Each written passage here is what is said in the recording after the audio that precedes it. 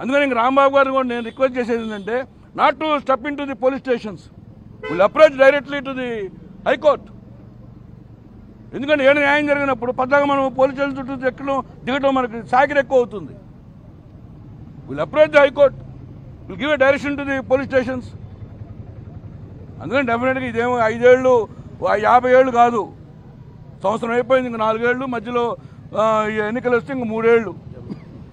మళ్ళీ నువ్వు you are teaching us how to take retaliation, ప్రతీకారం ఎలాగా తీసుకోవాలనేటువంటిది మాకు నేర్పుతున్నారు పాఠాలు మీరు. అందుకని వీఆర్ ఫ్రెష్. రేపు పొద్దున ఏ పార్టీ అధికారంలో ఉన్నా కూడా న్యాయం జరిగేటువంటి బాధ్యత మేము తీసుకుంటాం.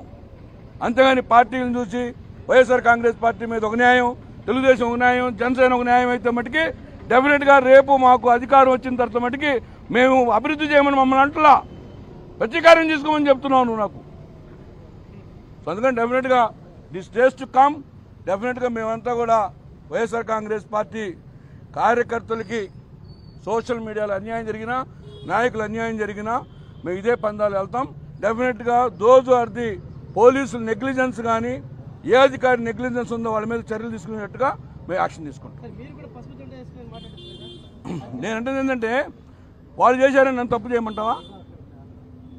నేను వాళ్ళని ఆపమంటున్నాను, నువ్వు నన్ను అదే పని చేయమంటే? ఇప్పుడు వాళ్ళు మమ్మల్ని మనుషులు చంపారు, మళ్ళీ నేను వాళ్ళని చంపాలా? వాళ్ళు కన్ను తీశారు నాకు, మళ్ళీ నేను కన్ను తీయాలా? What is Ambedkar given the constitution very reformative theory. మనిషిలో పరివర్తన వచ్చి మర్డర్ చేసినోడు కూడా 14 ఏళ్ల కాలంలో మనిషి మృగం నుంచి మనిషిగా మారి బయటికి రావాలనేది అంబేద్కర్ చెప్పాడు. అంతేగాని నేను we don't want provoke the retaliation, ప్రతీకార చర్యలు మేము పాల్గొనము. డెఫినెట్గా వాళ్ళలో మార్పు రావాలని భగవంతుని ప్రార్థిస్తాం.